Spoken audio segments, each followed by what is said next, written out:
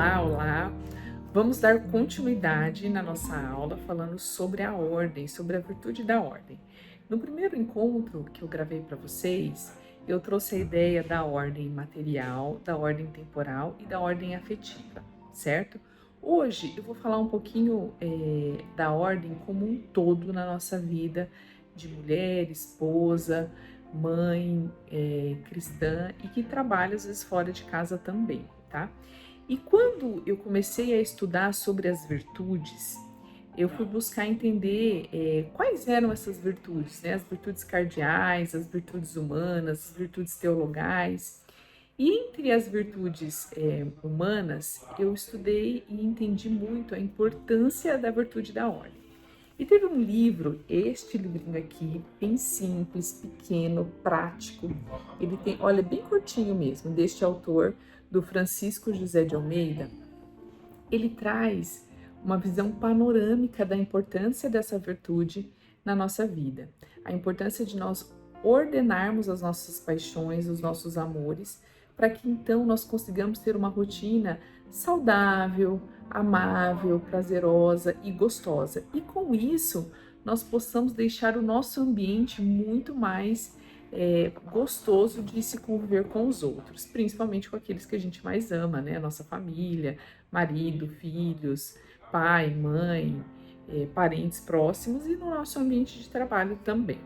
Então, nessa edição aqui, eu vou trazer um trechinho que o autor fala sobre os critérios da ordem. Nesta edição está na página 13.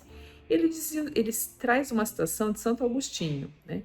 E ele fala o seguinte: Santo Agostinho definiu a ordem como uma disposição de coisas iguais e desiguais, que dá a cada um o seu lugar. Daí que, antes de colocarmos nossas coisas e tarefas no seu devido lugar, seja primordial definir o lugar dessas coisas.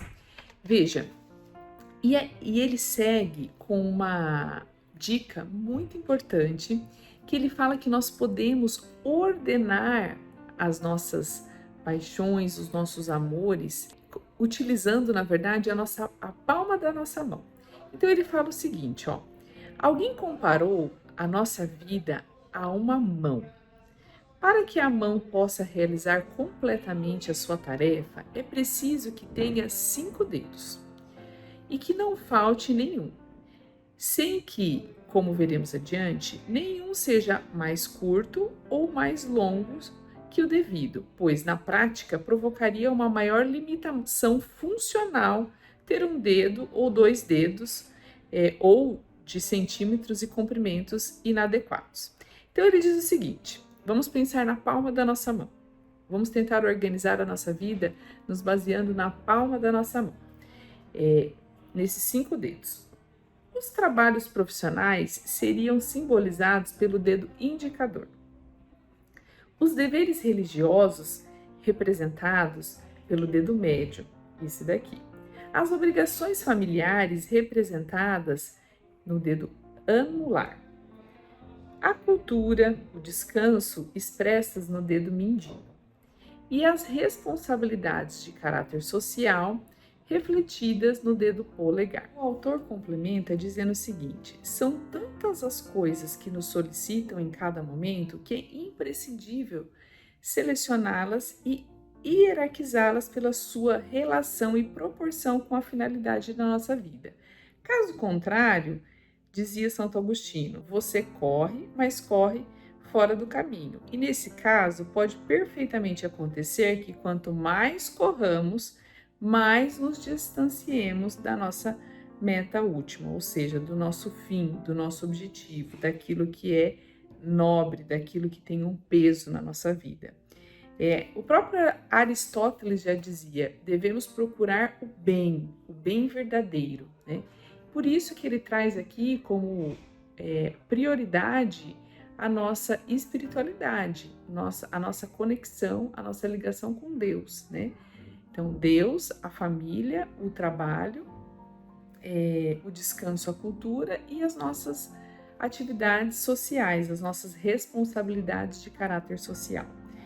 Ou seja, é necessário para que nós entendamos e compreendamos que a ordem ela é importante na nossa vida, na vida da nossa família, no nosso trabalho, se nós tivermos bem claro essa hierarquia de amores, se nós hierarquizarmos, ordenarmos os nossos amores.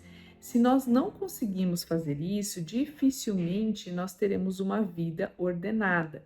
E isso influencia diretamente na rotina organizada, porque nós não priorizamos aquilo que deve ser priorizado e nós não conseguimos gastar o tempo necessário para aquilo que é importante na nossa vida. E acabamos nos enrolando em coisas pequenas que não nos levarão ao nosso fim, ao nosso objetivo geral. Então eu faço um convite a vocês nesse segundo encontro nosso, para que vocês leiam este livro. Ele é muito gostoso, ele traz um vocabulário muito acessível.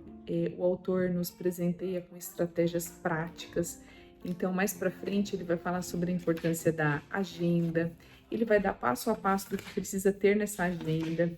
Aí, mais um pouquinho, ele vai falar sobre cada coisa no seu lugar, o sentido da ordem material, da ordem temporal, e com isso nós entendermos o verdadeiro sentido do sacrifício